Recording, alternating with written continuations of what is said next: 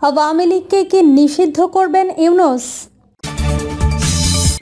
এবং সর্বশেষ জানাবো, আওয়ামী লীগের নেতা কর্মীরা নিষিদ্ধ হলে কোথায় যাবে। এতক্ষণ শুনছিলেন সংবাদ শিরোনাম, এবার বিস্তারিত। আওয়ামী লীগকে কি নিষিদ্ধ করবে ইউনূস?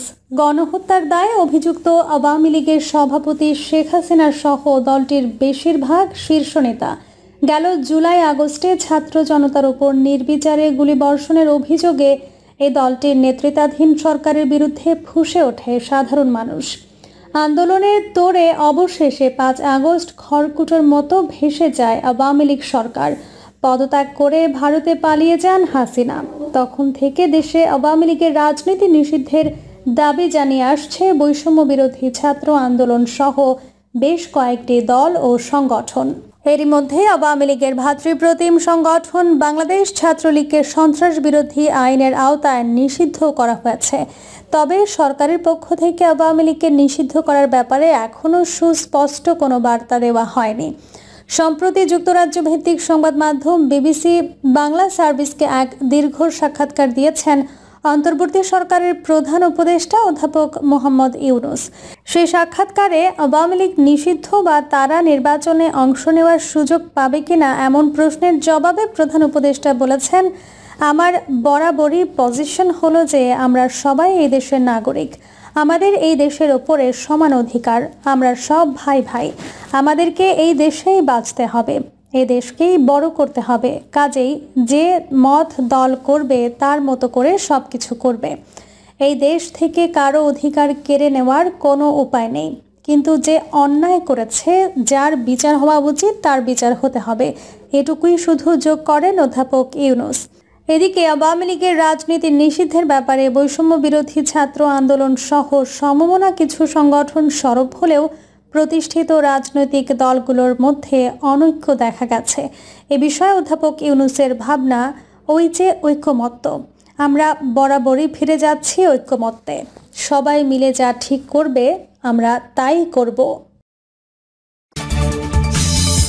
আওয়ামী লীগের নেতাকর্মীরা নিষিদ্ধ হলে কোথায় যাবে? গণহত্যার জন্য কোনো প্রকারের অনুশোচনা বা দুঃখ প্রকাশ না করে বরং আন্দোলনকারীদের হুমকি ধমকি দেওয়া এবং দেশের অভ্যন্তরে বিশৃঙ্খলা উস্কে দেওয়ার অপকর্মে জড়িত থাকায় ফ্যাসিস্ট আওয়ামী লীগকে নিষিদ্ধের দাবি ক্রমেই জোরালো হয়ে উঠছে। বলা হচ্ছে, অভ্যুত্থানের মাধ্যমে উৎখাত হওয়া পৃথিবীর বিভিন্ন দেশের ফ্যাসিস্ট দলগুলোর যে পরিণতি হয়েছে, আওয়ামী লীগেরও সেটাই হতে হবে।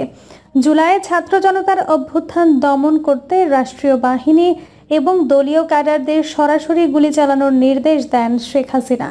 এতে 1400-র বেশি মানুষ নিহত হয় বলে জাতিসংঘের প্রতিবেদনে উঠে এসেছে। ছাত্র জনতার দাবি অনুযায়ী শহীদের সংখ্যা 2000-এর কাছাকাছি। অভ্যুত্থানের মুখে 5 আগস্ট ক্ষমতা ছেড়ে পালিয়ে যান স্বৈরাচার ফ্যাসিস্ট শেখ হাসিনা। একই সঙ্গে পালিয়ে যায় তার দলের মন্ত্রী, এমপি ও হাজার হাজার নেতাকর্মী। এখন দেশের বাইরে থেকে তারা বিভিন্নভাবে দেশকে অস্থিতিশীল করার পায়তারা চালিয়ে যাচ্ছে। দলটি নিষিদ্ধ হলে তাদের সাধারণ নেতাকর্মী, সমর্থক ও ভোটারদের অবস্থান কি হবে, দেশের রাজনৈতিক পরিস্থিতিতে কি প্রভাব পড়বে তা নিয়ে চলছে নানা জল্পনা কল্পনা ও রাজনৈতিক হিসেব নিকেশ। অনেকে বলছেন গণহত্যায় অভিযুক্ত আওয়ামী লীগের পরিণতি জার্মানি, ইতালির ফ্যাসিস্ট দলের মতো হওয়া উচিত। আবার কেউ কেউ বলছেন গণহত্যায় অভিযুক্ত আওয়ামী লীগের মন্ত্রী নেতাদের বিচারের মাধ্যমে তাদের শাস্তি নিশ্চিত করা যায়। আওয়ামী লীগ প্রধান শেখ হাসিনা প্রধানমন্ত্রীর পদ ছেড়ে ভারতে পালিয়ে গেলে তাদের টানা প্রায় 16 বছরের শাসনামলের ইতি ঘটে। তার আগে গদি টিকিয়ে রাখতে ছাত্র জনতার আন্দোলন দমনে দেশের ইতিহাসের নেককারজনক হত্যাযজ্ঞ চালায় শেখ হাসিনার নিরাপত্তা বাহিনী ও তার দলীয় ক্যাডাররা। শিক্ষার্থীদের হাত ধরে জুলাই আন্দোলনের শুরুটা ছিল সরকারি চাকরিতে কোটা সংস্কারের দাবি নিয়ে।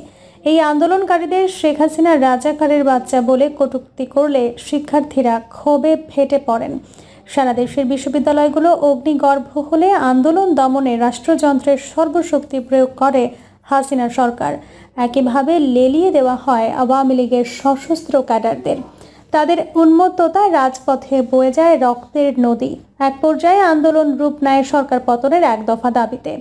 তীব্র জনরোষের মুখে শেখ হাসিনা টিকতে পারেননি, পালিয়ে যান ভারতে। তার আগে পরে পালিয়ে যান আওয়ামী লীগের অনেক মন্ত্রী, এমপি ও নেতাকর্মী। জাতিসংঘের মানবাধিকার বিষয়ক হাই কমিশনারের দপ্তরের তদন্ত প্রতিবেদন অনুসারে জুলাই-আগস্টে অভ্যুত্থান চলাকালে ১,৪০০-র বেশি মানুষ হত্যাকাণ্ডের শিকার হয়েছেন, যাদের বেশিরভাগই নিরাপত্তা বাহিনীর চালানো সামরিক অস্ত্র ও শটগানের গুলিতে মারা যান। হাজার হাজার ছাত্র জনতা গুরুতর আহত হয়েছেন, পঙ্গু হয়েছেন অনেকেরই ২ চোখ, কারো কারো ১ চোখ অন্ধ হয়ে গেছে। ১১,৭০০-র বেশি মানুষকে র্যাব ও পুলিশ গ্রেপ্তার করেছে। নিহতদের মধ্যে ১১৮ জনই শিশু। প্রতিবেদনটিতে বলা হয়, ক্ষমতায় টিকে থাকতে শেখ হাসিনার নেতৃত্বাধীন সরকার ও আওয়ামী লীগ নৃশংসতা চালিয়েছে, আর এই হত্যাযজ্ঞের সমন্বয়ের ভূমিকায় ছিলেন খোদ শেখ হাসিনাই। নিষিদ্ধের দাবি বিভিন্ন মহলে। এমন ভয়াবহতম নৃশংসতার কারণে হাসিনা সরকারের পতনের পরই আওয়ামী লীগের বিরুদ্ধে জার্মানির নাৎসি পার্টি ও ইতালির ফ্যাসিস্ট পার্টির মতো ব্যবস্থা নেওয়ার দাবি ওঠে। অভ্যুত্থানে নেতৃত্ব দেওয়া বৈষম্য বিরোধী ছাত্র আন্দোলন, জাতীয় নাগরিক কমিটি, গণ অধিকার পরিষদ, হেফাজতে ইসলাম সহ বিভিন্ন মহল দাবি করে আসছে, আগামীতে আওয়ামী লীগ যেন নির্বাচনে অংশ নিতে না পারে, এজন্য দলটিকে নিষিদ্ধ ঘোষণা করার পাশাপাশি নির্বাচন কমিশনের নিবন্ধন বাতিল করা হোক।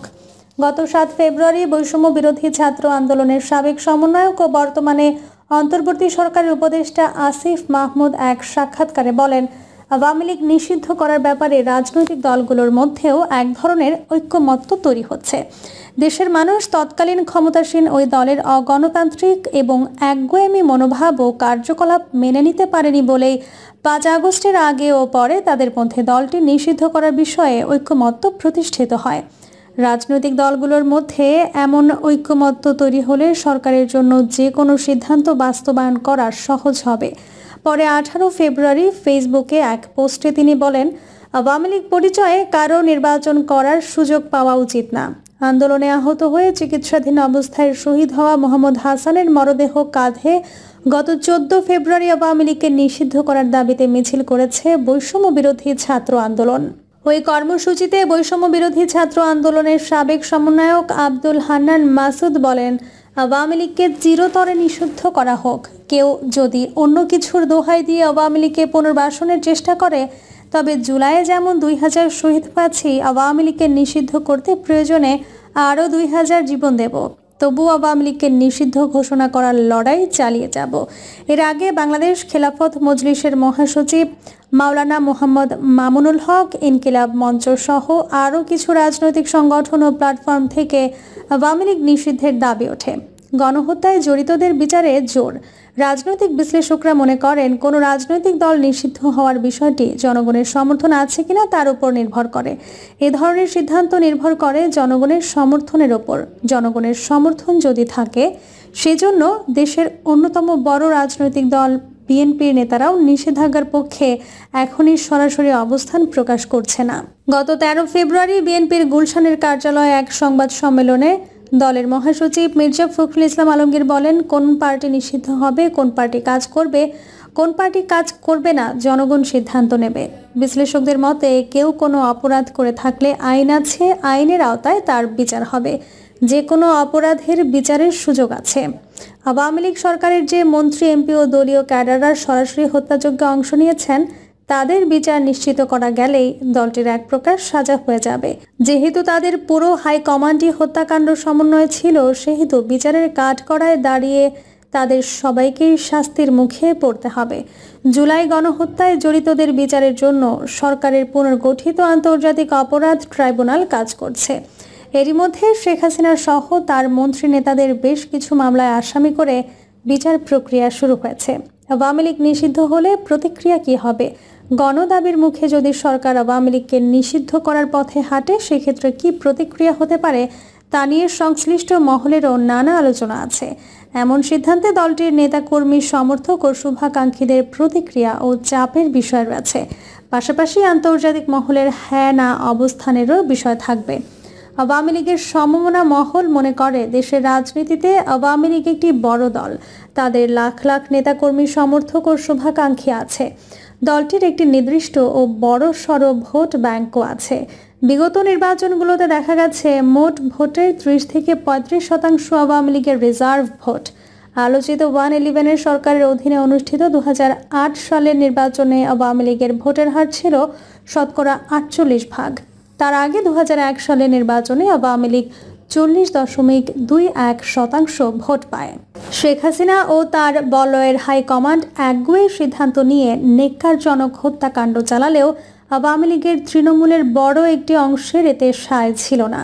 এমনকি খোদ আওয়ামী লীগ পরিবারেরও অনেকে জুলাই গণঅভ্যুত্থানের স্বৈরাচার হাসিনার পদত্যাগ চেয়ে রাস্তায় নামেন। সেই হিসেবে হাসিনা ও তার সিন্ডিকেটের নৃশংসতার জন্য এমন বড় একটি দলকে নিষিদ্ধ করা হলে দেশের অভ্যন্তরে প্রতিক্রিয়া কি হবে সিদ্ধান্ত নেওয়ার ক্ষেত্রে ভাবতে হবে।